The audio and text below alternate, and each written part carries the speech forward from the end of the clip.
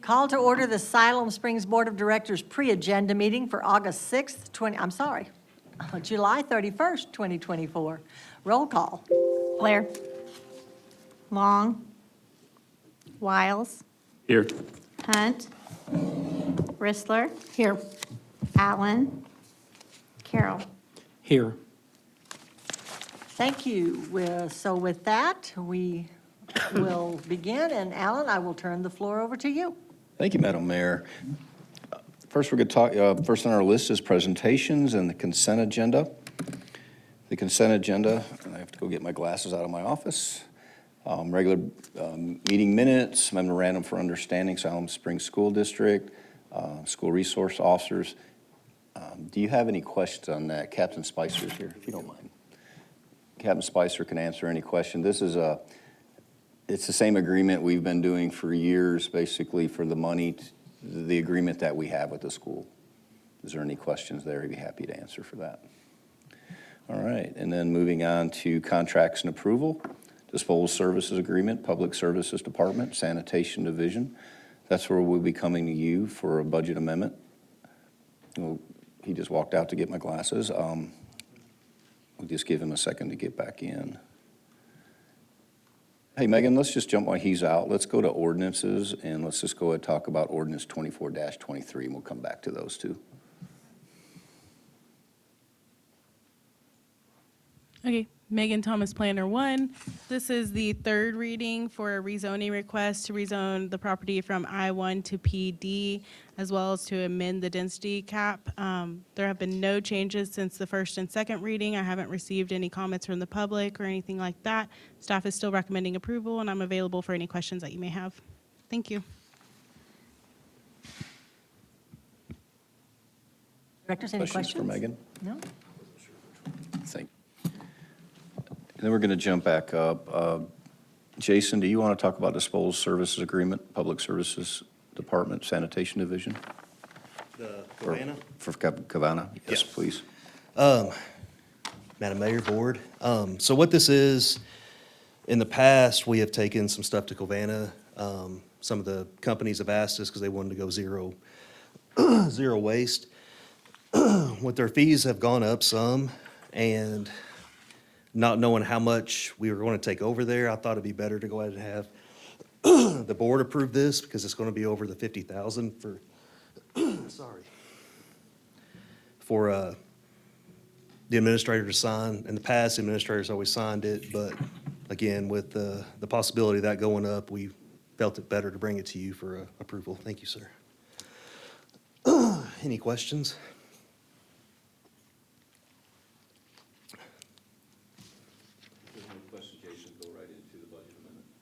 All right. So second will be the budget amendment for the waste to energy gasification project. In the memo that you guys have, we have it coming out of quality of life, but that's something you guys will have to vote on if that's where you would like the funds to come out of for this study.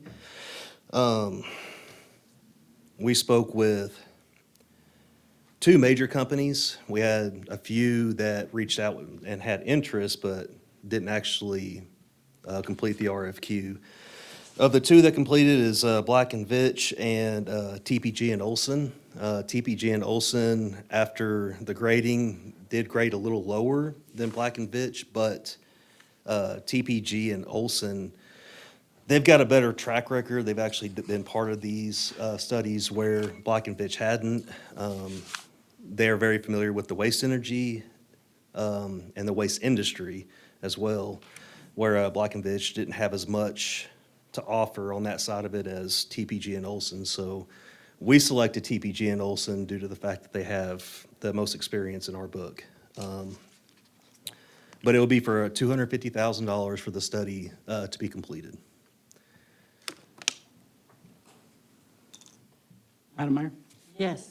So I have done some investigation about my history back in the day. I believe it was in the 70s when we built. So it was the rage then. It was all the great idea, and I'm not against this. This is not my point. So they built it. They spent they didn't have millions then, they spent thousands of dollars to build this. It was going to provide steam for an industry. And it just didn't work. And the Right. reason it didn't work, and here's my point, is the trash was too wet. So Siloam Springs created a situation where they could burn the trash. And I know this is much more complicated than that, but here's my question. What if our trash is too wet? So the technology is different than what it was in the 70s. So right now, the way it works is you have a feedstock and you're combining certain elements with your feedstock from what you get in. So if it is a little wet, then I don't have it up, but you had a screen where you showed, I can't remember, it was colored and it had top 10%, you know, basically I'm assuming wood, and then, you know, it went down, and then way down at the bottom, it implied it was wet trash, Yes, and that it was much less efficient, and that it was going to be much less a savior for us than it's good. So I'm pointing out that No, yeah, our so- trash is wet. most. And we're not, unless we get somebody, an industry that I'm unaware of, that starts giving us something that's very dry, I'm not wanting to not do this. I think this is maybe our savior. I'm thinking this is as forward-thinking as we can get, but I'm looking for worst-case scenario. Sure. So if we come in and all our trash is too wet, I want that included when you show, when these people come and show us, I'm not trying to not spend the 250,000, because I think we Sure. need to find this out. This is our savior, just like the electricity department was our savior back in the 1900s. Yep. So I'm just wanting to be sure, when we go into this, eyes wide open, let's assume our trash is too wet. So I'm wanting to see the worst-case scenario. So when we bid this out and we say 250,000, I want it to say, we want to know if our trash is too wet, or if Right. our stuff is too much metal in it, or I want to know, what if we're the worst trash collectors in the world? And No, you raise a good point, and you're absolutely right. Fortunately and unfortunately, on the same side, Siloam's trash is about 40% cardboard, which is typical. So the industry has changed a lot. You're not getting, back in the day, you didn't have your boxes that you do now, your Amazon boxes and all these boxes that your food come in. So our trash isn't as wet as it once was, if that makes sense. So we were looking at about 40% is the average for. The reason I'm asking is that was a big failure. We spent a lot of money, at least a lot of money at the time, to do this grand adventure, and it was a good idea then. So I'm really not trying. No, I got you. No. I'm wanting us to, I don't want stars in our eyes. I want dirt in our Absolutely. fingernails. I want to know, listen, we're not, you know, if we do this and the worst thing happens every month from now till eternity, this We're is- gonna be okay. Yeah, that's got what I you. want to know. Yeah. Are we gonna shut it down after it's paid for because it wasn't worth it? And that's honestly, that's why we want the study. I mean, we can sit there and say an incinerator, pyrolysis, gasification, there's so many different waste to energy type facilities. We have to find out which one's best for us, right? Incinerator may not be the best. It may be pyrolysis, or it may be gasification. There's so many different types, and that's why there's different ones all over the country, because you want to make sure you're getting the right product for your area. So we got gasification down here because that is really what they have felt like was the best for our area. But when they get doing the study, if they find out that for our area, we need more of a pyrolysis approach, then that's what we'll do. So it's all basically the same. It's just different temperatures and variances on how you burn it. So that's the difference between the three. So, Okay. Yeah. So this really kind of goes back to the last ordinance you were talking about, because we're paying Tulsa to do exactly, I mean, it may not be gasification, but they're doing exactly this. They're creating something of value. with trash, and we're paying them. So we're really, and if the public doesn't know, we're wanting to join that team. We're wanting people to pay us to take their trash that we use and make money on it. So, I Exactly. mean, we will do it with our own, and hopefully that will pay for it. Exactly. But- And that's the thing with, Tulsa, they have an incinerator, and what they do is they do a steam turbine. And they'll sell the steam, and then they'll make electricity out of the turbine if they wanted to do it that way or whatever. But yeah, essentially, that's what we're doing. And that facility has been around for, I think, 40 years, something like that. It's been a long I time. think we've only been doing it about 14, Yeah. but still, I mean, there are companies that this makes them green. Yes. Because it's used for something. Well, it's staying out of the landfill. That's how they're getting their zero credits, is keeping it out of landfill. So they can claim that they've had a 100% diversion. So the diversion is diverting it to the landfill. That's essentially what they're getting. So please don't go back and tell everybody that Mr. Long is against this, because I'm No, no, no. not. I just literally want worst case. You and I both. scenario. So, You and I both. Yep. Thank you. I've definitely feel the same way, because there's the last thing I want is for this not to succeed. So, absolutely. Any other questions? And board, again, hopefully if the study is passed, this will give us a lot of the answers that a lot of us don't know. And we can get that back. I want to ask the board, one of the reasons I didn't put where the money's coming from in your memo, I just want suggestions where you would like to, we know it's going to have to come from reserves. My suggestion is quality of life, but I just want to open the floor up if any of you have any suggestions, because that will be some conversation on next Tuesday. Christine and I had conversations. That's one of the things that we came to, was a quality of life. Madam Mayor, Yes, Reed. Alan, have we allocated the funds that we're receiving from the sale of the land in Oklahoma? We have not received that yet. We've got abstracts back. Jay and I are working on that now. There's just some verbiage in there we're just trying to finalize. We'll be having a meeting next week with Chris's staff, the surveyor. There's 32 acres that we're just trying to make sure it's written correctly, but we don't have that. But that's where I would like to see that money go into the quality of life. But again, that's up to the board. I think that's what we had talked about. We could use some of that money when it comes in. I don't think it's too far out. We just still got a little paperwork to clear up. Thank you. Any other questions? All right, thank you, Jason. Ben, do you want to talk about ordinance 24-24? Second reading.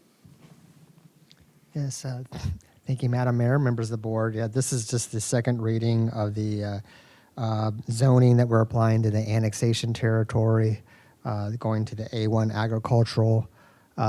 We will not be creating any uses that if they're not meeting that A1 standard, they would be grandfathered in. So it should hopefully fit for that area as a placeholder if the annexation is approved. And we're available for any questions. Thank you. Questions for Ben? If not, we'll move on to ordinance 24-25. Ms. Megan. Thank you. This is just the second reading of an annexation request for Somerset Phase 3. They're just trying to annex the property. This is running concurrently with their final plat request. And the applicant is requesting to combine the second and third readings for this at this August 6th meeting.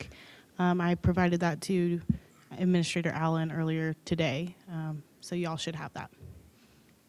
Staff still recommending approval. Haven't heard anything from anyone. And staff's available for any questions that you have. Thank you. Mayor, I'd be happy to pass that email along with his request for the second, third reading. But again, I just wanted you to be able to make a note for that Sure. request. Thank you. Any questions for Megan? All right. Ordinance 24-26, second reading, vacation utility easements. Kevin? Thank you. Kevin Moore, City Engineer. This is the second reading for vacation of utility easements at the eastern Jiffy Trip property. This is at the location of Highway 412 and Highway 59. There are no known utilities in these easements, and staff is supportive of the request to vacate, and we're available for any questions. questions. You guys are making this easy on us tonight. And then Megan again, ordinance 24-20, I'm sorry. Spoke too early. You have a question, sir? No. Oh, and then, I'm sorry, going to Ben, ordinance 24-27, first reading, amending section 10221 of City Municipal Code, rezoning from R3 to PD. Thank you, Madam Mayor, members of the board. I do have a presentation for this one since it's new to you guys. I'll pull this up real here for you. You're looking at the Lawless Ranch subdivision. This is the final phase 3 of that Lawless Ranch subdivision, 16.4 acres. And as you can see shown on the highlighted section of the general area map, and they're going from R3, which is the 2-family duplex zoning, to PD plan development. And this is going to create 88 single-family attached lots. So here you see the future land use map indicating of neighborhood 1, which fits with duplexes as well as single-family attached. As you see, the same land use exists throughout the earlier phases of Lawless Ranch subdivision. So this would be consistent in terms of the look of that neighborhood. And here we have the layout here of the subdivision. So what we're looking at is these lots being split down the middle so that each of the units will be owned separately from the other. So they'll still resemble a duplex, but they'll be ownership of different ownership on either side. So that's why each lot shows as an A or B side. In order to accomplish this, they needed to do a PD zoning, which is, I believe, the next, or what we're covering right now is the PD zoning, but we're also going to cover the preliminary plat. So with this preliminary plat, we see they're showing a park that would be included, which has a pickleball court in there, as well as walking trails that will connect to two of the streets within the subdivision. And this is just to show you a little zoomed up area of what that looks like. They have the two lots that they will split down the middle. And as far as the proposals, you can see here everything on the right-hand side is what's proposed with the PD zone standards. And they're more or less consistent with R3, with the exception of allowing for that 0 interior side lot line, because that would be where that would go right through the center of the building. And then here is you see the area under consideration. And I thought I had a map here on the on what they would look like, but yeah, essentially it'll be just a duplex structure that would be resemble what you have elsewhere in the subdivision. And with that, I think we're available for any questions. Thank you. Madam Mayor, Ben, don't say Yes. that. Ben, I'm not against this, by the way, but I learned at the previous meeting about a rather large investment we've made for inventory. And here's, let me try to get to the point as quick as I can. So what we're doing as a city, I believe, and please correct me if I'm wrong, we build the electrical infrastructure for these developers so they can build these homes and we'll have a customer's electricity too. What I don't know is how many years it takes us to receive that investment back from each individual. But I do know it's a rather large investment, and I'm pretty sure it's 100% on us. Is that right? I believe the developer puts all the electric in for the subdivision. We're not extending electric out. That would be part of the improvements of the subdivision. Kevin? Madam Mayor, if I may, as part of the subdivision, the developer puts in the conduit, and then our electric department, once that's been accepted, runs the line through. And then there is an electric extension fee that's charged to each individual lot to recoup the cost of the actual, what it costs to get to them. So that's transformers, that's poles, that's wires, that's, Yes, that's correct. so we used to do it for free, and now we're charging a fee that is equal to what it costs us to get there. You want to come up and address it? And again, me and Mr. Long were talking about the other day, so. I'm sorry, we're going to have a meeting later, but Yes, sir. Yeah, no, good question. And I specifically asked that, and also touch on how many transformers, possibly how many houses can run off that transformer too, please. So, John Bland, Electric Department. It depends on if they're total electric or, if they're gonna have a car charge or whatever, but we try to give them about 10 kW per household. And right now, the fees, we just looked at them, they're running about right, what we're charging per lot. throw a number out. Is that It's right now, $200? it's $4,029 per lot. And the the developer developer- pays us that? Yes. That's not for our electricians, that's just what it costs to put the stuff out there. Yes, yeah, Johnny, didn't we used to do that for free? we did, until 2006. We created this fee. So the development since '06, we have charged, because here's my point, if we should be getting, that is a giant investment on our part. Yeah, so. You didn't say what 10, I don't know what Kincaid, I'm sorry, I know so, nothing about electricity, so a transformer serves one house, 5 houses? It depends on the size of the transformer. We can split off of it and do a couple of pedestals. So in the fee, it's in the ordinance. It shows how the fee was developed. But I think it's and it's still about a 4-year payoff or something, for the labor and stuff. But yeah, it covers the street lights, the transformers, and then there's a connection fee that covers the meter and the service wire. So yeah, it's, So we're spending about $8,000 a house, but we're getting 4,000. no, the fee covers the cost of the material to get power to the house. Well, I'm saying that labor is usually pretty close to the price of Uh, materials. No, in this case, it's in the ordinance, Mark. I can send it to you. I'm not, please, but I'm just trying to get a rough, Yeah. here's my point. If we're spending thousands and thousands and thousands, and we are, for building new subdivisions, and I'm not saying we should stop. Yeah. We sort of need to know that when we're voting for, I believe this is 77, Ben, did you say these are 77 pieces? So, what? 88 times, So. I didn't get an exact number, it was somewhere around $8,000 per house we're putting out. Now, you're saying they're giving us 4,000 back. So right now, we have a per lot for a single-family subdivision. When we get into this, it will be figured individually. In the ordinance, there's a bottom paragraph, it gives you out for. I'm not trying to nail you down, Johnny. I know you know what you're doing. I don't know what you do, but so So this one we might- say yes to this when, let's say it's 4,000, just for generic, let's say it costs us 4,000 in material, and I'm just saying 4,000 for labor that we're paying anyway. We're going to pay those guys anyway. When do we get the check for the $4,000 for the development that we go out and do probably before they do the streets? Before final plat is issued.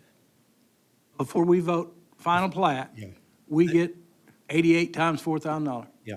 Okay. And on that one, it'll be more than 4,000 because it'll be But- 2 meters per lot, so.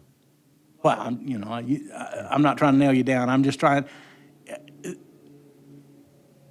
please don't be offended, and I'm just coming in, trying to get all my feet on my ground. A multi-million-dollar investment this year makes my head swim, okay? And so I'm saying, does this board know how much money we spend every time we vote yes? Because, Sure. and I'm trying to find out, well, we're not getting all the money back, there's no way, but we're getting a portion. We're not getting the money that we have to have at the main station, the transformers we have to do to be able to do this. We're not getting that back. We're just getting The infrastructure. in what we're itself. putting on this piece of land. Right.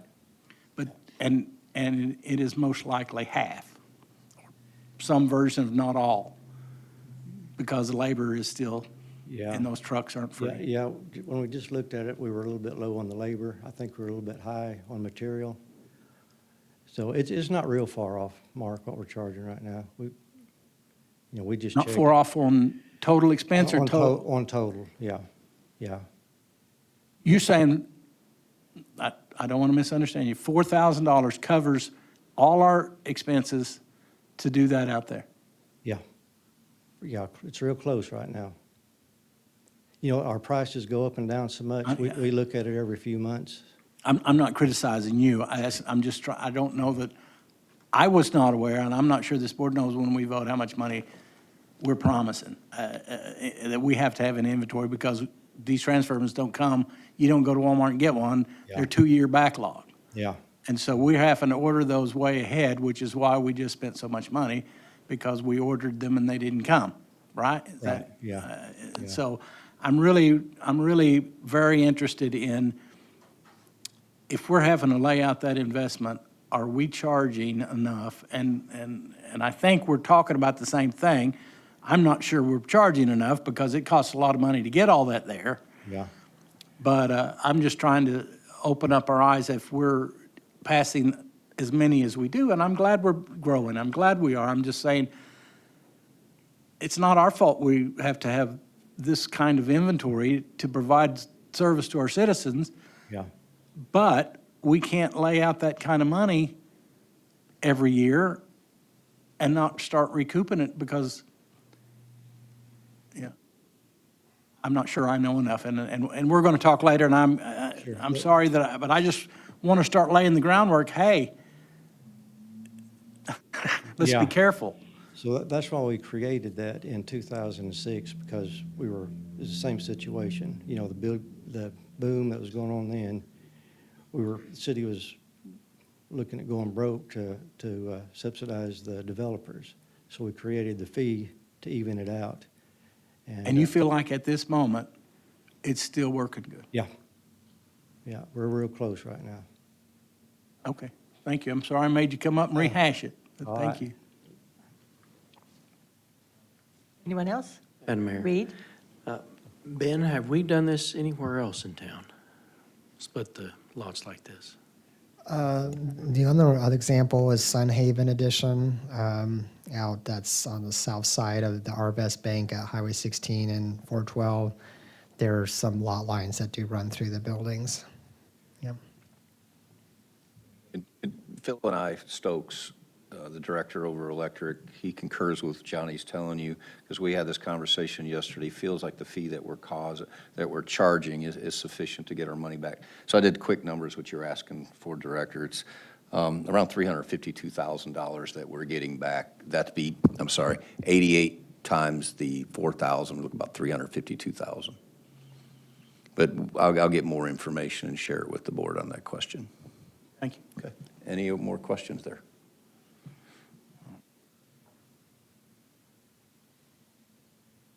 We'll move on to our resolutions. The first one is Ben, Resolution 34-24, preliminary plat, development permit, Lawless Ranch Edition, Phase 3. I neglected to mention that the presentation was supposed to cover both the preliminary plat and the rezoning. So you have received the presentation for the preliminary plat. Thank you. And moving to K, Resolution Ben again, 35-24, preliminary plat, development permit, Spring Hills Edition, 3500 block of East Kenwood Street.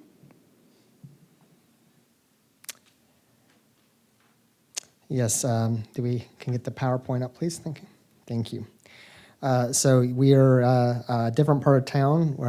This is another preliminary plat, but we're on the south side of town now, off of Kenwood Street. This preliminary plat, 3500 block of Kenwood, is to create the Spring Hills subdivision. Consists of 42 single-family residential lots. One of those lots, one open space lot, and then 2 lots for multifamily townhomes. And you can see here, this is the property that the board recently rezoned to the PD on the right, and then R2 to the left. And here is the site plan. I would like to point out that the north is going to the left here. so that, Kenwood is running along the right side of the screen. So this is a north-south street coming up off of that. This street actually will be named Simon Sager because it will align with the future Simon Sager as it continues south. There will be a little bit of a gap there at the south of Jiffy Trip, Jiffy Lube. There's a little end of the street there, and then they would, at some point, a future developer or the city would come and fill in that gap. But when that is completed, then it would continue all the way down to Kenwood by virtue of this proposed street. The single-family lots are along the street here and the cul-de-sac.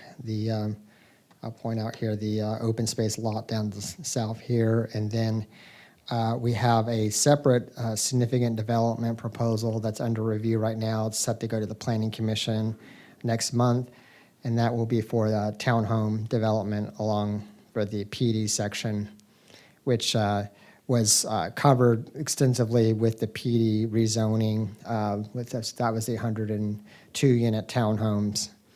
That was going to be part of the subdivision. The detention is this area like around in the middle, which does fall along with the power line easement. There's a high tension power lines that run through there. Moving on here, you just see the site down in the north is going back up north.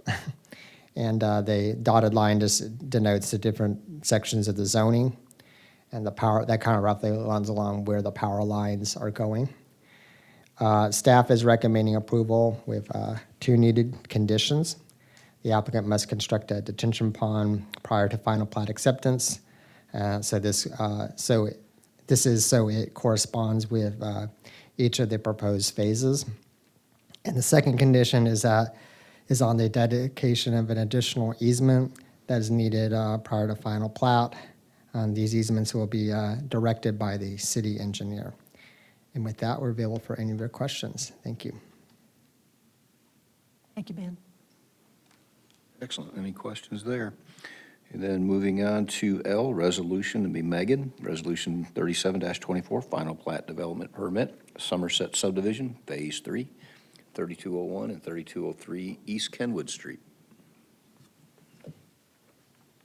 Thank you. Megan Thomas, Planner 1. Go ahead, click forward. Okay, this is a final plat request for property located at 3201 and 3203 East Kenwood Street. The applicant is requesting to final plat Phase 3 of the Somerset subdivision consisting of 6 single-family residential lots situated on 1.3 acres. This will be the final phase of that subdivision and we'll finish it out. All infrastructure is existing from the previous Phase 1 and Phase 2, so they are not proposing any new infrastructure, which is why this request has bypassed the preliminary plat review portion of this and has gone directly to final plat. This is the proposed Phase 3, so you can see they have 6 single-family lots here. All of these lots shown here to the north, the 3 shown to the north will have access onto East Ricky Drive there. That's an existing street from Phase 1. Lot 104 and 103 here, I'll go ahead and circle those ones for you. We'll have a shared drive to limit the number of proposed drives along East Kenwood Street there. So we have that as a plat note on here. Other than that, they're not proposing any new infrastructure. This is associated with that annexation request that they requested to combine readings on. And staff is recommending approval with 3 needed conditions, and staff is available for any questions that you may have. Thank you. Oh. Also, nobody's called me on this. Thank you, Megan. Megan, you got one more? Any questions for Megan? If not, we're going to move on to our last resolution, Resolution 38-24, Significant Development Permit, 15303 Highway 59. Okay. This is a significant development request located at 15303 Highway 59. The applicant is requesting to construct 3 new self-storage buildings consisting of a total of 19,800 square feet. This is the existing site of the existing Highway 59 storage. They're really just filling in the middle portion of undeveloped land within that area. This is the 2021 site plan that was approved. So again, you can see that big white box in the middle there. That's the area that they're filling in with these 3 buildings. And this is the newly proposed site plan. Staff is recommending approval of this request and with one condition. And I have not received any phone calls or correspondence on this request, and staff is available for any questions that you may have. Oh, there's a little elevation. They'll look identical to what's already out there. Questions for Megan or staff? Thank you, Megan. And please keep in mind, like I say every meeting, if you think of something in the next couple of days, all the way up to the board meeting, please email me and I'll be happy to forward that to Chris and his staff. We'll be happy to answer any questions you may think of, just to make, when you make a decision, a little easier to make when we give you all the answers that you need. So that's about it for the agenda, Mayor. I would like to address to the board that we have a board that sits in Oklahoma, and we are down to one member, and that is the mayor, with Mayor Smiley's, she resigned. She also resigned from that board. And also with Renee's retiring, the city clerk's position is also open on that board. So I'd like to turn that, if the mayor has a suggestion. One of the things that we talked about, we have 2 seats that I would like to fill, but I would like to fill one now and then one after the election. That way, if there's any changing with the board, I don't have to replace 2 board members and possibly, in a few months or in 2 years. This way, if a board member that she asked and you approve, of course, will sit on there for 2 years, and once the election's final, I would like to appoint, have the mayor appoint an at-large position for that board. That way, we have a little consistency that stays on the board. And I also like to see Janae replace Renee in that seat also. This way, we also, you brought up earlier with the land sale, we'll have closing, and the clerk that's on that board will have to be a part of that closing. So I'm going to turn that over to you for discussion, Mayor. I think you explained it pretty well. We did have a I discussion. didn't feel like I did. We did have a discussion about the fact that if we, of course, we are going to go through the process of changing the secretary on that board, because Janae is our new city clerk, and that is in the past the person that has been the secretary for that board. So we felt like that was a step we needed to take, and we are in the process of having our city attorney look at that document to make sure that we do it correctly. The other was that we had one member that we appoint now. We appoint someone from our current wards, representing our wards, because we do know that they have 2 years left on those terms. And then after the election in November, we would appoint someone from the at-large positions, because we know that's going to be a 4-year term. So that kind of makes that board rather like the board of directors. We'll have one person serving 4, we'll have one person serving 2, and then we'll kind of keep that in place as we move forward, trying to keep that consistency so that there's always an officer on that is currently on the board. So that's kind of where we are, and I think that we're probably getting ready to look at doing that. And Alan, you have more to add to that? Yeah, if you don't mind, Mayor, since you've been on the board a while, could you let the board members know what sitting in that board entails, how much work? Because again, when you hear board, a lot have the time. My understanding, it's about once a year, but I'll let you explain that. It is, and I think that probably the directors all are aware of kind of how that has worked in the past. But really, actually, because it is an Oklahoma corporation and a board that has been established, the members are selected and come from our board of directors, because it is land, property that we own in Oklahoma, but because we as a state and as a city cannot legally own property in Oklahoma, this corporation was formed a long time ago to be able to manage and take care of that. We do have to, by law, we have to have a meeting, or at least we have to show that we have considered anything that might be before us and that we've had a meeting. Sometimes that meeting may just consist of having, opening the meeting, asking if there's anything we need to do, approving minutes from the last time that we met, and close the meeting and go on. But like Alan said, we're getting ready to come up to the closing for this property that we have sold, and that will need to be, those people involved or that are appointed on that board will all need to be a part of that. I think probably, if I remember correctly, that myself as the mayor and then the city clerk or the secretary on that board will have to be a part of that closing. But anyway, that's kind of what we're looking at. And yes, Mark, you have questions.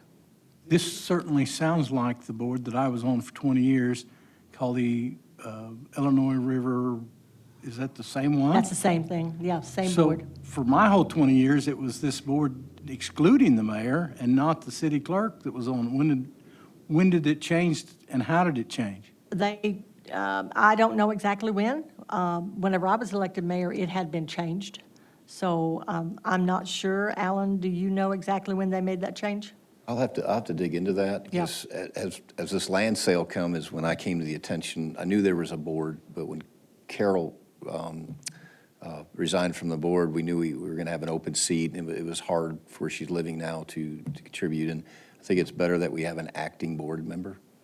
So I would have to check on that, to be honest. I don't know. Would you please, because I attended 20 of those meetings, and they was generally just read the minutes and went on, because we couldn't own the land, and obviously that's the way it is. But somehow down the line, when I was not on this board, someone changed the rules, and I just would like to see those changes. Sure. But now, we have somebody from West Salem that is on the board? No, No, no. okay. So it's It's just- from this board. Just 2 board members, the mayor and the city clerk now, as opposed to 6 board. From what I read, I saw 4 board members and the city clerk. We've basically had 2 board members and the city clerk for the last year or so, so we fell behind a little bit. So I'd like to at least get up to 3 board members in the new city clerk. If the board chooses they want 4, or to add 3 more, Absolutely. that's I fine mean, with me. You know, that is this board's pleasure. I mean, you know, if all the board members want to be on it, that's, you know, but I think that's a valid question from Mark about when did it change, because I'm not sure, like I said, whenever I became mayor 4 years ago, it was like that. Oh, 4 years ago, it was for sure that way. So No, it's not a more than recent 4, change. less than 12. So, Yeah. Yes, sir. And Yeah. Mayor, we might want to think about this also, and since you have 2 board members that are here, we may put both board members, if that's what the board chooses to do, and we can vote on that at the meeting. But if this land sale goes through in the next few weeks, we're going to have a quorum Yep. to make that decision, so we might need 2, and then maybe fill the other seat or 2 after the election. And then we know we're having consistent, we'll have people at least on there for 2 years. Totally up to the people on this board. That's not my decision, so. So again, Mayor, would Yeah. that come from you if Lisa and Ken are willing to sit on that board? I'm willing. I guess. If they're not want willing- us- I mean, I Do know you they want us are, to vote but- tonight? No, we Yes. can't vote in No. this meeting, but I was Vote in this trying to meeting. make it where we can go right into it on Tuesday. We got a little bit of time, but I think our closing's still out because we just have some things to tidy up. But again, I'd like to get this board in case something else comes up. Because right now, I met with the folks at WOCA, and the board made an agreement, Mr. Reed, you may remember this, to give the easement, I think it was to GRDA. Well, Jay sat in that meeting with us, and GRDA actually does not own those trails. That'll be owned by us, so I want to give we want to give that easement to the public. So he's going through all that. He'll be able to explain that on Tuesday. That's just kind of an update. But with those easements, I think we're still a few weeks out. We're trying to, and again, we will still own the trails, but it's just giving the easement to property that's in Oklahoma. We will maintain it in the state of Arkansas. But again, there's a liability issue that I also have concern with. I think there's some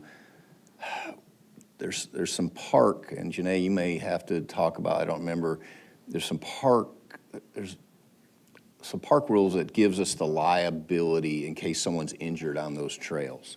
There is a little concern that Jay and I have. And I know Mr. Patterson, who sat in his seat, from reading through notes, he had that concern too, but he felt good once he found out that we were covered under a park regulation. Do you remember that all, Janae? We're covered under the recreational use. Yeah, the recreational use, that's Yes. it.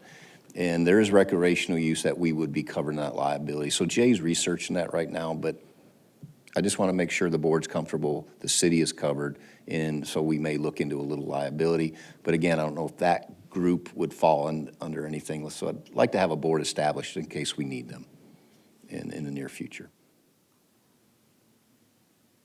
So any conversation on that? And again, Ken, are you willing? I'm in. Okay. and if some they're not, we could go down to the other two board members that are not present. But again, what I understand, it's just a couple meetings and signing documents at the end of the year, and there in case we have any issues. Yeah, that's all there's ever been to it, so, yeah. Excellent. So I just want to have conversation, so we'll address that on Tuesday night also.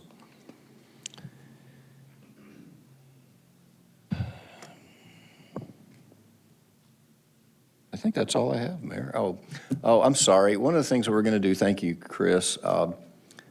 I've talked to board members, and when we have these pre-agendas, they're very important to staff. It gives us a dry run on what gets you information that you need. I think some of the concern with the board members that we were given a lot of information, but a lot of people may not be privy to the information because they're working and they don't watch or can't find to watch the recording. So Chris has came up with a plan that we will give you a longer version at the pre-agenda, then we will give you a slide version, and he's going to go over that. Because one of the things with Megan and Ben, they do a really great job. I'm very proud of the work they do. Don't fall out, I'm serious. No, they do. They are just, if you go to their office, they're busy and probably got too much. So I'm trying to alleviate a little work on them to come into the meetings. So Chris, pre-agenda, Megan and Ben will be presenting, and then Chris will do the presentation with the slides on the board meeting. If this doesn't work out, we'll go back to the old way we're doing, but I this is a good plan. Go ahead, Chris. Thanks, Chief. Or thank you, Alan. So, yes, I've had all of the planning commissioners and several of the board members have approached me, and I also had some concerns about the data that was being provided for those final decisions. But the way we wanted to look at it was, whenever you get to that planning commission meeting, it's the first time this project has ever been brought forward. The planning commission needs that additional information. So we're looking at the largest amount of information going to the planning commission. They have that dedicated time for development to sit and go through that in a larger presentation. When we get to the agenda session, you may have noticed we have those 3 separate readings. The first reading is that time where the board gets that good presentation. The presentation, as you may have noticed, some of the packets can get pretty excessive. So what I wanted to do was try to provide a bite-sized bit of information for the final board meeting. Something that you can look at. It has all of the major information for the projects and some sort of a visual reference. So it's not intended to be to the extent of the full presentation. It's supposed to kind of cover those highlights, but even if it's the 3rd reading, we would still be able to provide you with that little bit of a snippet before you make your votes.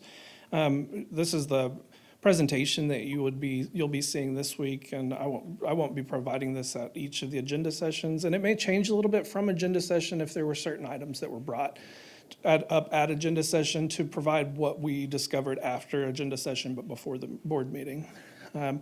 But here you saw earlier the agenda item E on your packet was a 3rd reading of an ordinance 2423, which was the rezoning of from I-1 to PD. You can find that information at the top. It talks about who the project manager is. It reminds you that this is an ordinance. That's important because it'll determine how many readings. It'll remind you that this will go to the next reading, et cetera. Gives you the general project location, project description. Usually this will be several bullet points. For this one, it was just one single bullet point. It tells you a little bit about what the Planning Commission said. In this case, the Planning Commission recommended approval was in favor primarily due to the street extension along East Quarter Road. It also gets a little bit more detailed on the recommendation. During the 1st and 2nd readings, the board expressed favor in Quarter Road extension. Some board members were concerned about the industrial property and expansion of the multifamily. That still just kind of leads into our final recommendation, which was staff still recommended approval on this specific project. As we move forward, you will get a single slide for each one of the agenda items. So that way we provide you with that information to just kind of recap what was discussed at the previous meeting. For the people that have never seen this, it'll give them all the information that they may need to know to be somewhat familiar with what was discussed previously about the project. So as we go along, we'll go through all the ordinances. This was the first time that I went through this process, so of course we have a lot of ordinances and resolutions for me to go through. But we'll go through each one of those during the full meeting. You can see it works backwards from the third reading items to the second reading items to the first reading items, but we're not treating those any differently during the full presentation, or the full board meeting. As we go forward, it'll go straight to the resolutions, and you'll have that same information. You may have noticed on the vacation of a utility easement, it changed from the project planner to the project review engineer, and it provides that the planning commission was informed about these requests. There's certain items that the planning commission doesn't necessarily vote on, but they were informed. But I did want to inform the board, yes, the planning commission was informed about this information, and kind of share what interaction that they have with specific types of projects. And I appreciate what staff's trying to do. They're trying to make sure still get a snippet of what's going on. And Chris, let me know for sure, because first thing I said, the board's going to want slides of this. Everything you're looking at in your packet. We just removed it from the packet, and he's making slides. So everything here is in your packet. I like this. Uh, Sorry. No, go ahead. Could we do it for all agenda items? I like this idea that you're summarizing, because like, for example, I'm just going to throw an item out there. We're voting on 3 lawnmowers. People are like, you're voting yes, you're voting no. What in the world? This is great because it summarizes everything for them to understand. Because they've sat in the audience and been like, where's the money coming from? You just voted yes and you didn't ask where the money come from. You didn't ask nothing, no questions. So this would be great you did so well. I'm gonna This see is if we can staff. give you more. I can't take any credit for this. And now that you brought that up too, let me just, real quick, Chris, one of the things that I'm trying to do, work is very busy for everyone. And I understand everybody makes an effort to get here. These packets are getting longer and longer and longer and harder to read. Even though I get get them there in 7 days, I have 2 to 3 days to read them. Because I have a meeting on Thursday, and the guys, they're pretty good at getting things early as possible. Janae gets the agenda out on Friday, so I've only got a few days to read. What I don't want to do with these memos is I really want to summarize them. These memos are getting so long and are taking hours and hours of staff's time to do. A lot of the information's in the packet. I really want to summarize those and make more bullet points. It'll be a lot easier to read and cleaner, because, and some can keep the formats, because I understand, like I was telling Chris today, a lot of their information, there needs to be a lot of information you need to understand. I get that. But for buying a truck or doing a lot of things, we got full-page memos, and we can really just summarize that and bullet point it. I think it'll make it a lot easier for staff to read, and I just don't need them doing memos taking 6 and 7 hours when I need them doing other things. Yeah, I think the summary, just giving us a summary and budget adjustments and stuff like that. I know yours doesn't have budget adjustments, but some do. But this is a great summary for us just to review it real fast and get our bullet points. Great job, good comments. And again, I'm not just coming with this, this is board members coming to me saying, these are long, and it's nothing you guys are fuzzy, just really, let's get to the meat and potatoes of this, what we're voting on, and what we need, and where we're spending. I just don't you want have- details left out. I'm sorry, I'm Mr. sorry, Moore. Mark? I'm just going to throw a concern out. This is beautiful, and I like the summary. But what I heard you say was, on the pre-agenda, the 3 o'clock one where people can't come, is when the details come in, and then at the board meeting, when most people watch, or when most of the people that I am aware of watch, there's less information. And so if they're sick or don't make it, they don't get the details talked about. They just get the summary. Is that really what we want to do? Is when the public's around, give less information? I like that it's summarized. I like it. I'm not trying to say, But do you see the bottom part there where it says during the first and second reading? Sorry, I don't have my glasses, so I'm doing this by blurred vision. During the first and second reading, the board expressed, so they're summarizing the concerns of the board. They're not leaving those details out. Did you see that part?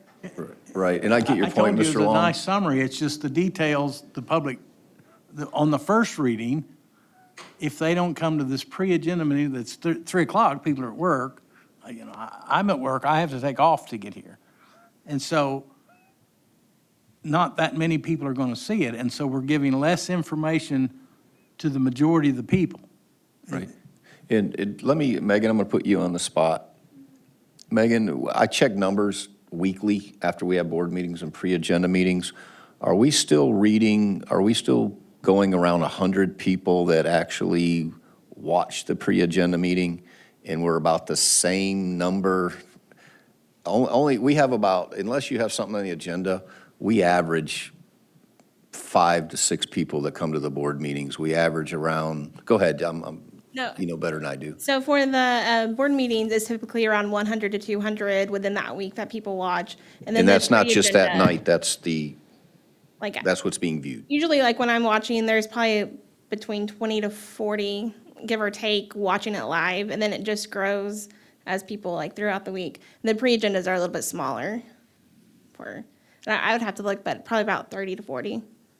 And that's the beauty of with us doing recordings of everything. It gives them an option to go to pre-agenda because everybody's not viewing it that night. Like Megan said, it's a week or two that we watch that number grow. As people get time, they go back, and a lot of that is staff, to be honest with you, going back and reviewing, making sure we're not missing anything and making sure we're covering all our bases. But that is a good point. And we don't do a lot of presentations at the main board meeting. It's usually the first reading. A lot of that's based off your questions when it's second and third reading. We've just been giving you snippets. So this is kind of the same thing. Is that kind of making sense, Mr. Long? I'm not against it, especially on the second and third readings. I think this is wonderful. I don't know. I'm not sure how I feel about the first reading. That's when if you're going to have the public, and I just guess maybe I need to grasp it better so I can explain it better when they start asking me the questions, how they can go see the details. And, maybe that's the key, me understanding it well enough to say, go and look at the pre-agenda. If the board's willing to maybe do a trial basis, we'll do a couple board members. If it's not working, we'll go back to doing a longer presentation on the first reading. But again, staff is giving them several shots between pre-agenda and a board meeting to go back and review video, and because they can watch pre-agenda, then get a basically breakdown at the agenda meeting, what was in the pre, and they should have all the information. Of course, I want the board who's making these decisions to have all the information in front of them. So this gives you the packet, and then it gives us a presentation, and then we're giving you another snippet on it the third time you're seeing it. And Kevin's here, and Kevin has had experience of having to watch the pre-agenda, and then he comes to the board. Do you have any input? I like this a lot. Do you think it answers the questions? Because you've even sat in the audience before. I'm sorry, and I know you're not on the speaker, so He's you've on the even sat planning in the. commission, so he sees it a lot too, so this But helps. there's times that we brought things up, and he's like, well, wait a minute, where'd you get that information? You just went and voted on, what in the world's going on? And I'd be like, oh, yeah, we talked about it in pre-agenda, or it was in the memo or something, or I asked about it outside the meeting. So, I mean, he's a good example of. Worse than that is I've come to the pre-agenda meeting and the board meeting, and there's been discussions take place between board and staff and everything, and you guys come to a board meeting and seem to have a completely different opinion of what you talked about at the pre-agenda meeting. If this summary addresses some of those things, that would be a major plus. Because you have come in and voted on stuff, and I'm like, why'd you vote yes? You were dead set against that because you didn't have X information. And then we come to the board meeting and you guys voted and all of a sudden you were for it and there's no explanation of what discussions took place or what information you got to enlighten you or to change your mind. And this seems like a good place for something like that. Is that reflected in this, Chris, those conversations? This is round one. So, Okay. yes, I did try to, whenever I was doing this, we just started this, yesterday? So this didn't exist yesterday morning. So, Great, I think it's great. I've spent some time on this yesterday because I was trying to find a way to accommodate, 14 people. We have the planning commission and board usually are pretty well aligned with their opinions. And in this case, I think the majority of them agreed that we needed some sort of summarization. And that's the message that I got was that summarization, but I also had heard, and I think that that's where you're coming from with first bullet point under recommendation, is trying to carry over that conversation so we don't have to rehash the same conversation and try to figure out that first 30 seconds, what were we talking about whenever we saw this last time? And it's like, oh, yeah, we talked about the board expressed favor in Quarter Road extension, expressed favor in the Quarter Road extension. Some board members were concerned about the industrial property and expansion of the multifamily. So that's that quick reminder. One thing that I did want to point out, though, is we do send out public notices to people within 300 feet of projects. It changes in every city I've ever worked in. But within 300 feet of projects, there are public notices that send people to that planning commission meeting also. So the biggest presentation for development projects is at the planning commission meeting. That's the introduction to the project. That's where the general public has received their notices that that's the time and date that'll first be introduced. And then that's where we, of course, hear from the planning commission. They forward it with any recommendation. This step approach, we'll try it this way, if that's the will of the board. We'll try it this way, and it can evolve a little bit over time, and I can do my best to incorporate any changes from agenda session to the full board meeting. As long as I get it into this before, noon, the day of the meeting, then I can forward this back to IT and have it presented. Mr. Kevin's point, Ms. Lisa, a lot of times what will happen, what the public doesn't see, where the board members may say, I'm not sure I agree with that because they're needing more information. I have a lot of meetings with board members that come by and ask me questions, and I defer them to Chris or Kevin and staff, and we get you those answers like, okay, I didn't see that. And then once we explain it, that's why a lot of times a decision is made a little bit different, but that's really hard to let the public know unless. And we as you get it. directors sometimes, because I'll say, and I think I generally try to say, well, we were doing this, but this is, and I'll read it off even if I have to read a paragraph from an email, and that's on us. And I think that great strides have been taken for communication because it has improved. And I think the concern is we're having meetings at 3, and a lot of people feel like they can't come at 3. I don't know how to fix that or alleviate that. But I think great strides have been made for communication. Right, and I'm fooling around with maybe moving these to Tuesday at 4:30. I was trying to make it a little easier for staff, but I also got to keep in mind the directors have a lot going on with jobs, and we may move it to later in the afternoon if we could get, because again, this does speed things up, and it helps us get you information to make sound decisions. We don't want you making decisions unless you feel, and I know you're not going to make them unless you're coming. But it's a lot easier than tabling things and things get backed up. I want to get you all the information that you need to make the appropriate decisions. And I think this will be a big part. I don't want my comments to have sounded like I'm against what we're doing. I just sometimes state the obvious, and I don't want the public in any way to think in any way, because it's not the truth, it's the perception that we're hiding or protecting anything.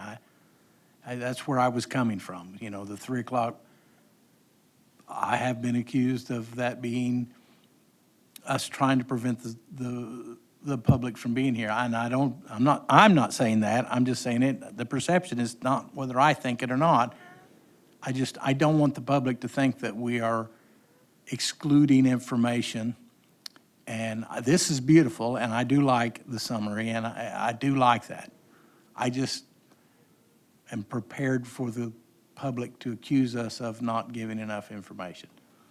And I'm sorry. No, no, go I was just going to say, I think that perception has changed some from whenever we were on board, because of the fact that it is so available to them in so many different medias. They don't have to be here. They can, it's an electronic age. Everybody is either on streaming it somewhere or however, so they have a much more opportunity to look at it. Now, for myself, I don't do social media of any kind, okay? So for me, I have to rely on either, being here. it used to be, you're talking about how big, we used to Yeah, get yeah. paper. Exactly. So, but I just, Good old I days. think that has changed. I mean, just from comments that I've heard, people feel much more informed just because they have the availability of being able to see that other than being here. Thank you, Mayor. And that's why it's so important people understand that they can go to a pre-agenda or a board meeting at any time, Wi-Fi, pull up our meetings, and you can review it. You can fast forward through things and go right to where you want to be to hear what's been said. So I think we're as transparent as possible. So, no, I think I'm your not making question the was very accusation. valid. I don't want everybody to go back and say, well, Long's against everything. It's not that. I brace for the public, let the public know, hey, listen, we're going into it slow and we'll see. And that's, anyway, I'm not against staff. I love innovation and I love that you're trying. Me bringing it up doesn't mean I'm against something. It's, hey, I'm not let's all taking it that way consider at this. all. And Chris will be prepared, Kevin, just in case they need more information, he'll be prepared to even go into further depth if that's what's needed. Yes, and on that note, I believe we always have the ability, if there is an item that, I think maybe it was 2 board meetings ago, we had an item that had quite a bit of public feedback from, and we brought that up during the meeting, and we gave that presentation again. So, as the director, as director of community development, if I feel that it's an item that really needs that, then I will push my staff to go ahead and encourage that to be given again. That way we make sure that people are getting that information. We're listening to the public feedback and for these projects. And usually by the time the board meeting gets here, we know which ones are going to have the hot button issues and the ones that Without may putting you on the need spot, so if we're in the middle of the meeting and somebody says, that picture you had with the red line on it, you can bring it up at that meeting? Everybody looks great. Staff. Kevin Moore, city engineer. So all the presentations that we've given at Planning Commission and previous board meetings are still there on the lectern, so we could always pull up a previous presentation if additional information was needed. That's correct. That's great, okay, good. Madam Mayor? I'm sorry. And again, if we see an issue, like Chris is saying, during a pre-agenda that we need to give further discussion at the next meeting, we will make adjustments to do that. So I appreciate Chris and everyone looking at that. One of the things I want to let the board, and Chris, if you'd stay up there just for a second, a couple things. I think I told some of the board members you probably don't have a door hanger in your pocket, but Chris has had some door hangers made that electric, anybody doing field work, they will be, and if it's close to a residence, we will put door hangers out with a phone number, basically, this is Siloam Springs, blah, blah, blah, and it'll be in English and Spanish. And he let Barbara know during the policy group meeting that it was her phone number. So, but her phone number's on there. That way, if someone does have a question, they'll have a number to call. But I think we had 500 made, and again, hopefully, if the public has questions, they'll have somewhere to, they will just see a crew out there, what's going on. They'll have a door hanger and somewhere to call and ask. And I have Chris stand up there because I just want to tell him congratulations. He has been selected 40 under 40, which is a very prestigious award. He'll be getting that award on August 13th around 11 o'clock myself, and if someone wants to attend, please let me know, and I will get you a ticket. If any board members want to know, please if they want to go, and it gets big enough, I will get a table. But if you let Barbara know, I will get you a ticket, and we can go there. So I think it's supposed to last an hour and a half. I think the governor's going to be there to speak. Chris- I believe that the governor is the keynote speaker. It's Where a is very this going to prestigious be? award, not just for Chris, but for our city. I don't know who he paid off, but but Where's this going to congratulations be, to him. Alan? Where is it going to be held? Oh, Chris, you got that The information? Embassy Suites in Rogers. August 13th? August. Embassy Suites in Rogers. If you want additional information on that, you can reach out to myself or Alan, and we can send you the information on that. I think it's a lunch. We'll probably leave here around 10 o'clock, and I think the doors open at 11:35. We'll probably leave around 10:30. Doors open at 11:35. But I'll give more information. Chris sent me this email yesterday or today. I had computer problems yesterday, so I have a new computer. Very excited. So just want to tell you congratulations. We're proud of you. Thank you. And Mayor, I think that's all I have. I'm going to turn it back over to you. Okay. Oh, Chris, I'm sorry, Mayor. Chris, do you want to one more introduce time. our intern? I apologize. He was supposed to do a presentation, and we got a little late. If you just want to give me just a 5-minute snippet of what he's been working on, really proud of him. One of the things, I would rather him do the presentation in front of more of the board members, because it's something we would bring for you for approval. But if you just want to touch on it a little bit. JBU student, worked really hard. But if you're okay with it, I would just like to pull up the cover slide for that. Sure. Just So- trying to keep it as short as possible. We're not going to get into this because I think we're going to work out some other items. But one of the things that the board has really pushed community development to work on is the quality of life for our senior community. So one of the things that we've been working on through our intern, who is very high speed and extremely high speed. In his second week here, he was giving a presentation about this age-friendly action plan program and the AARP programs and how it benefits how it can benefit the community. And that's stuff that's eventually going to make it to the board. We just have a little bit more work to do, I think, and we're working with the city administrator's office on it. But you want to introduce yourself? Who is this young man? My name's Ethan Martin. I go to John Brown University, but I've been with the city now for a month and staff, and I'll be here till August 13th, but I'm hoping to stay longer into the school year. So like Chris said, I'm working on this project, American Association of Retired Peoples. So I'm looking into a program to get the city enrolled in, and they have a grant program that I've been looking into and seeing how much each grant gives and what's the average, all types of grant details. And then I've been exploring the possibility of like the city creating a commission or committee on aging and disability. Because I think that would help a lot because I interviewed seniors and elderly in the area within the limits of Siloam Springs and got their take on like concerns or what they would like to see, what problems do they have. And it was, I thought of the idea of, well, why don't we have a commission or committee on aging and disability?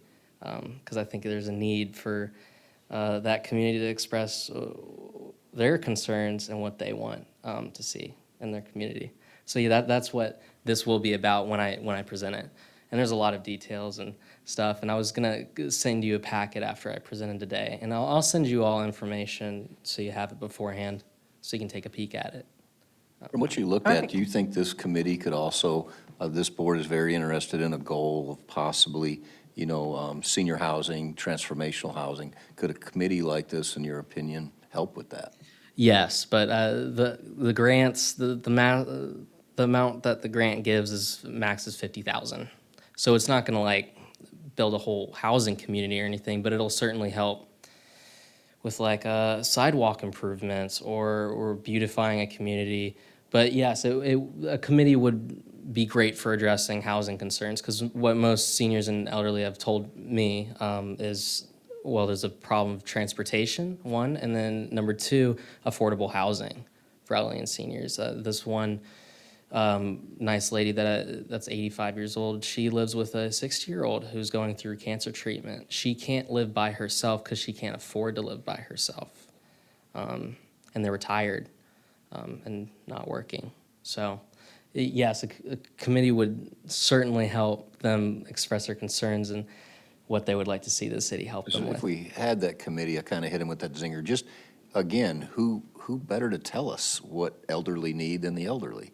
To tell us, we need these types of sidewalks, we need these types of ramps, we need these types of houses.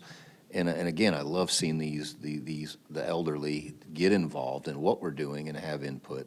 So I really appreciate his hard work. I'm trying to get him out of JBU where I can give him a job. He's still got a couple years to go. Finish school. That's right, yeah, Stay in finish school. What is elderly? What age? AARP considers it 55 years old and older. Are you kidding me? Hey, he did really good with that, because my first meeting with him, No. he's like, older people, and I'm like, you can't use those words, 'cause I'm becoming one of them older people.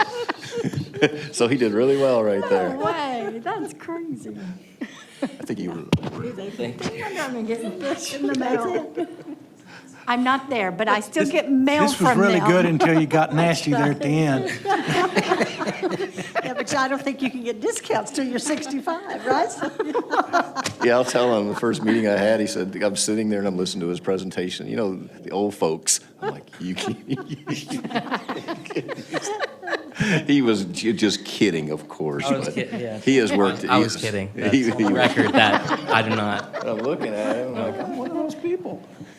Yep, I apply. I got my letter in the mail not long ago, you go. so. No, he's worked really, really hard, and I appreciate Chris and the whole staff working with him to give them this opportunity. And he's done a lot of this by himself. I think this has been his whole project. So I would like to find an Yeah. opportunity for him to be able to come to the board, if it's a special called meeting or before a board meeting, and just, he probably needs about 30, 45 minutes, probably.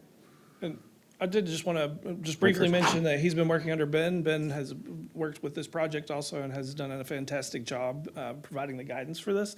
One of the biggest benefits of this would be the age-friendly action plan. That's not just tied to AARP, that's also our communities. We're working on looking into a community plan. So I just wanted to kind of bring those 2 points up. Thank you very much, and welcome to Siloam Springs staff. Thank you so much. Anything else, Chris? Great job. I'm going to turn it over to you, Mayor. So do you have anything you would like to say about Carol Smiley and Fourth Friday? about Carol, about on the 6th? Thank you for bringing that up. I got a big note with a star on there. Carol Smiley, we will be having her, the mayor is working on a proclamation, and Carol and her family have agreed they're going to come, I think we're going to start at 5 o'clock before the board meeting. So I've invited staff and any family that want to come. We will have cake and some other things, and just kind of have a Carol Smiley hour with her family, and just let her know how much we appreciate her 20 years of service. But again, that will be at 5 o'clock next Tuesday. Thank you for that, Mayor. Absolutely. We do not, I want to make sure everyone is aware of that and knows that the public is invited. I know that there are a lot of people that appreciate the work and the commitment that she had and gave to this city for 20 years. So, yeah, I encourage everyone to come by that can. Heard me say it, you know, just as police chief and in this job, she is just, I appreciate the information, the guidance, and just her history has helped me along the way. So, you know, I miss her every day. So with that, is there anything else, directors? Staff? There is not. This pre-agenda meeting is adjourned. Thank you all for being here.